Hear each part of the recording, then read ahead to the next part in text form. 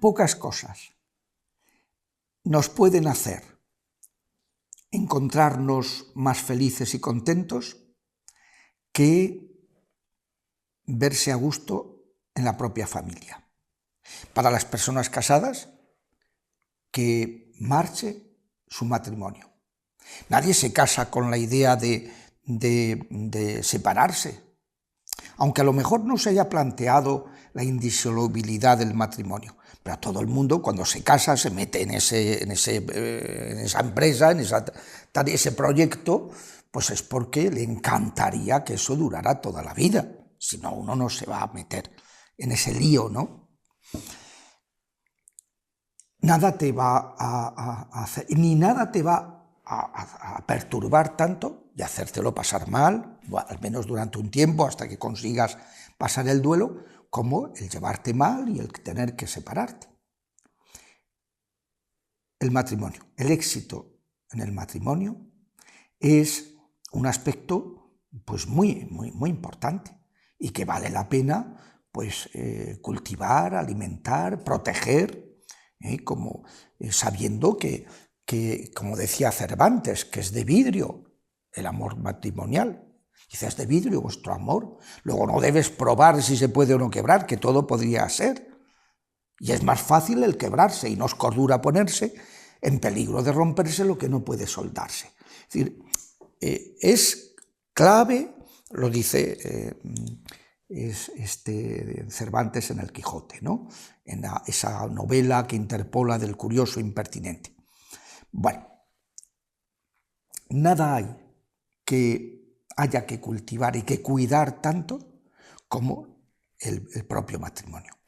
Y sin embargo, hoy día hemos organizado las cosas, la vida profesional, de una manera que no favorece para nada lo que es el matrimonio según el proyecto de Dios. Una cosa es la visión del matrimonio que puedan tener, por ejemplo, en el mundo islámico, donde el tema de la comunión interpersonal pues ni se plantea, porque no hay igualdad entre el varón y la mujer.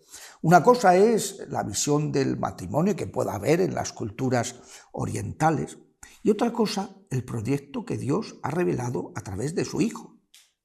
Lo ha ido revelando progresivamente, pero de una manera, uno va, por ejemplo, viendo el Antiguo Testamento, y Abraham era polígamo. Jacob, su nieto, era polígamo, tenía 4 mujeres. Y con el tiempo, pues pensad, por ejemplo, el gran rey Salomón, el rey sabio, tuvo 700 mujeres principales y 500 secundarias. O sea, y sin embargo, Dios va poco a poco educando a su pueblo hasta que llega a revelarle que en el principio no fue así y que la unidad, uno y una, y la que es para toda la vida y que se ordena al bien de los cónyuges y de los hijos que pueda confiarles Dios, pues eso va revelándose progresivamente y por tanto marcando las pautas de lo que va a ser algo que cultive el bien matrimonial o lo que va a perjudicar ese bien matrimonial. A mí no se me olvidará, estando un día en el barrio de Santa Cruz, en Sevilla, estaba desayunando en un bar El Cordobés, y estábamos, el dueño del bar, que se llama Juan Domingo, creo que ha fallecido, un sirio, estudiante de medicina, de tercero de medicina, y un servidor. Y entonces, hilé la hebra con el sirio, y en un momento dado le pregunté, oye, ¿tú cuando te cases vas a ser polígamo? Y me dijo, si usted fuera hijo de la tercera mujer secundaria de su padre, no querría ser polígamo jamás, no querría que sus hijos sufrieran lo que uno ha padecido. Son cosas que la gente las sabe, aunque haya nacido en una cultura poligámica. Y, desde luego, el proyecto de Dios sobre el matrimonio pues es diferente de esas visiones sobre la relación entre el hombre y la mujer. Muchas personas se plantean, ¿y qué puedo hacer yo para no fracasar? Porque hoy día el índice de fracasos es enorme. Hace poco nos comentaba el vicario episcopal que el 60% de las parejas que se casan por la Iglesia, que en España es un porcentaje pequeño en relación a la gente que se une de diversas maneras, el 60% en menos de 5 años se han separado. O sea, el índice de fracaso matrimonial es tremendo. Y vale la pena, por tanto, preguntarse, ¿qué puedo hacer yo para no fracasar? A mí me parece que las claves para que una convivencia matrimonial pueda ser exitosa vienen marcadas por lo que es el matrimonio, que es una comunión interpersonal. No es un mero proyecto de intereses, una conjunción de intereses. Conjunción es dos personas que se conjuntan para hacer algo externo a ellos. No es solamente, no es eso también, pero es mucho más. Es una comunión interpersonal. Es una recíproca interiorización. Y entonces, pues hay que alimentarla. El Concilio Vaticano II define el matrimonio y es novedoso porque supone una profundización en esa reflexión que la Iglesia va haciendo sobre lo que Dios nos ha revelado acerca del amor humano, pues lo define como una comunidad de vida y de amor ordenada por su propia naturaleza al bien de los cónyuges y de los hijos que pueda confiarles. Comunidad de vida ya es una pauta. En la medida en que se cultiva y se protege y se respeta la convivencia, el roce, el coincidir, el asegurar unos momentos para verse, para hablar, en la medida en que se protege esa comunidad de vida, y todo lo que lleva, claro, una comunidad de vida supone pues unas tareas en las que hay que arrimar el hombro, en función de la cuestión profesional de los cónyuges. Si resulta que él, pues en ese momento no está trabajando, tendrá que asumir una responsabilidad en el trabajo doméstico, pues muy superior al que esté desarrollando la esposa, que a lo mejor está trabajando fuera de casa. Y así. Una comunidad de vida. Esto, pues, hay que examinarlo. ¿Cómo se cuida la convivencia, se cuidan momentos para cenar juntos? O por el contrario, pues esto es un desastre, ¿no? Porque cada uno llega, cada uno vive un individualismo, se prepara lo que... No hay esas ocasiones de convivir. Hay que rozarse. Como dice el refrán, para quererse hay que rozarse. Y si no hay convivencia, no hay manera de alimentar ese cariño. Cuando uno se casa en la Iglesia, se entregan unas arras el uno al otro, que son 13 monedas, 13 porque son 12 meses del año y una por los necesitados. Un matrimonio cristiano siempre tiene en cuenta a los pobres, a los necesitados, ¿no? Entonces, pues eso es comunidad de vida. Y hay que ver cómo se protege eso. Segundo, y evitando interferencias, claro. Si resulta que los cónyuges se casan y no han cortado el cordón umbilical, como dice la Biblia, en la segunda página de la Biblia ya lo dice, dejará padre y madre y podrán hacerse una sola carne. Claro. Si tú no dejas padre y madre, no cortas el cordón umbilical, pues entonces es imposible, porque yo no puedo, que yo me lleve bien con mi cónyuge, pues eso ya supone pues mucho y tiene mucho mérito, pero que me lleve bien con mis suegros, con mis cuñados, eso es demasiado para el cuerpo, eso no lo aguanta nadie. Hay una película muy simpática, se llama Historia de lo Nuestro, en que aparece el director, pone en una cama, sentados están, Bruce Willis con sus papás, Michelle Pfeiffer con los suyos, y se lía un fuego cruzado impresionante. Está mostrando que una cama es para 2, no para 6.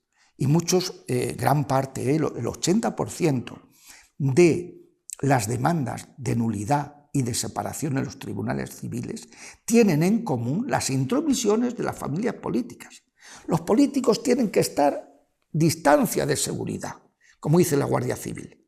No, yo me he casado con mi cónyuge, con nadie más, que le ayudará a mi cónyuge a que sea un buen hijo, un buen hermano. Pero yo no tengo por qué llevarme bien con ellos. Dependerá. Habrá veces que me llevaré y otros que no. Y no es necesario, ni hay que pretenderlo. Ojo a las intromisiones. ¿Cuántas parejas están durante la semana? Pues que apenas se ven y llega el fin de semana. Entonces, como no han comido bien, han mal comido y tal, mira, el sábado vamos a comer a casa de tus padres y el domingo a casa de los míos. Y al final, ¿cuándo tienen intimidad ellos? ¿Cuándo hacen amigos? ¿Cuándo? No hay. Y claro, llega un momento, eso pues al principio vale, uno aguanta, pero llega un momento en que ya uno se quema lo bonzo, o sea, dice, no hombre, no, yo casarme para esto, o sea, estoy hasta aquí, y por eso es muy frecuente que cuando llegan las vacaciones son los momentos más críticos, porque empieza a haber una convivencia y cuando no se han tratado ellos, tratan de paliar esa falta de comunión, pues metiendo a terceras personas por medio, y toda se lía la mundial. Aquello es tremendo. El mayor índice de demandas de separación es después de las vacaciones de verano. El mes de septiembre es la locura en demandas de separación. Y es por eso, porque la gente dice, oye, mira, yo ya estoy hasta la... Hay que tratarse, y hay que tratarse habitualmente, eludiendo el problema de que no sé comunicarme, pues no, pues hay que aprender a comunicarse. A veces se organizan actividades para enseñar a los cónyuges a tratarse, a decirse las cosas educadamente. Comunidad de vida. Y luego comunidad de amor, que el cariño, el amor es una comunión, una recíproca interiorización que hay que ir alimentando. A mí no se me olvidará un día, viviendo en Andalucía, un día un señor me dijo, padre, ¿usted cree que yo soy raro?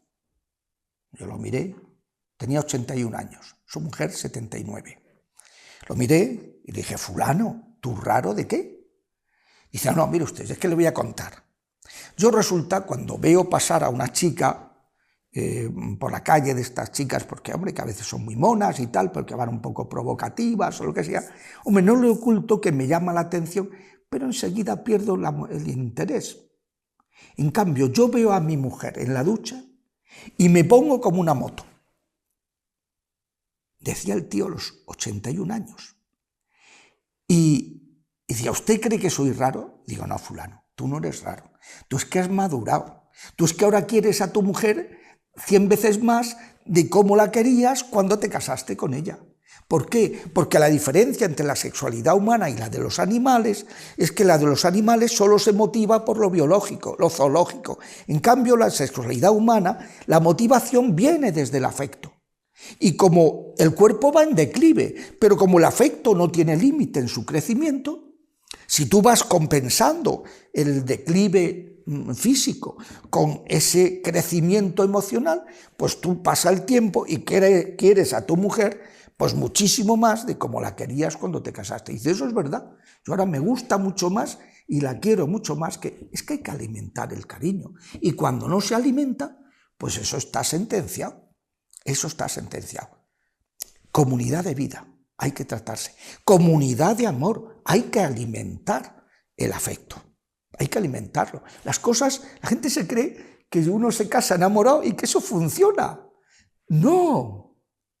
Eso dura 3 telediarios. ¿Por qué? Pues porque cualquier escollo que surja ya empieza a entibiar aquello. Me acuerdo que le decía a una chica, oye, mira, si tú le dejas, ahora que no estás casada, pues vas y te dejas por la mañana, que vas a toda pastilla, pues dejas la taza de café con leche en el fregadero. Entonces, pues tu madre, pues que te aguanta, te la friega. Pero cuando tú le hagas eso a tu marido el día de mañana, tu marido va a decir, sí, dice que me quiere mucho, pero me ha dejado la taza en el fregadero. Son los detalles. Es el espíritu de servicio, es estar en los detalles, es el sacrificio, es el saber renunciar muchas veces porque con sentido común, ¿no? A cosas que unas veces renuncia uno, otras veces renuncia el otro, pero que hay eso, ese alimentar el amor. Y es lo que hay que preguntarse. Si uno está poniendo los medios para mantenerse motivado, encendido, mantenerse enamorado e ir quitando los escollos que van surgiendo. Porque claro, cuando uno está de novios, pues hombre, siempre el deseo de quedar bien hace que uno reprima a veces pues su verdadera forma de ser. Pero claro, cuando ya uno se relaja, pues sale, como dice el refrán, la cabra tira para el monte, sabe lo que uno es. Por eso es tan importante conocerse. Es decir, uno de los factores más determinantes de lo que luego pueda suceder durante la convivencia matrimonial, aunque no el único, porque siempre se puede mejorar y corregir defectos, pero es conocer bien a la persona. Y claro, pues la cuestión es que es lo que hay que preguntarse. ¿Y realmente hoy día las parejas se conocen? Porque muchas veces no se respetan sexualmente, de eso hemos hablado en un vídeo, y al no respetarse sexualmente están ofuscados, están ciegos, se creen que porque me atraiga físicamente esta persona, pues que eso va a ser suficiente para mantener el amor conyugal, y no, para nada. Entre otras cosas, porque como decía hace un momento, el factor que influye más en la atracción sexual humana es el cariño. Y si el cariño se apaga, pues aquello se pierde la atracción. Como me decía un compañero de carrera que me decía, ¿sabe lo que le digo? Que abren la boca y se te quitan las ganas. Y es verdad. Es decir, una persona a lo mejor es muy mona, pero a lo mejor empieza a hablar, empieza a decir y ya deja de atraerte. Pues eso sucede en la convivencia matrimonial, cuando no se alimenta.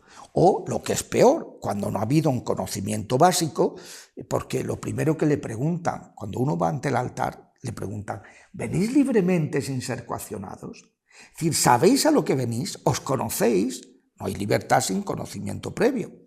La gente dice, sí, venimos libremente. Bueno, libremente. ¿Qué sabrás tú lo que es venir libremente? Si no os habéis conocido, si no sabes cómo es la persona, si no y luego, en cuanto empiezan a tener un poquito pues, de mayor conocimiento, pues cambian las cosas. Dice, no, hemos estado, es que para eso hay que convivir previamente. No. Porque una cosa es convivir sin compromiso, que eso pues la gente pues guarda todavía las formas. Otra cosa es cuando ya te has comprometido, que eso es el matrimonio, y es cuando se ve realmente, cuando surge y cuando sale a la luz el modo de ser de la persona. Comunidad de vida, comunidad de amor, ordenada al bien de los cónyuges, y que hay que ir alimentando pues esa comunión interpersonal.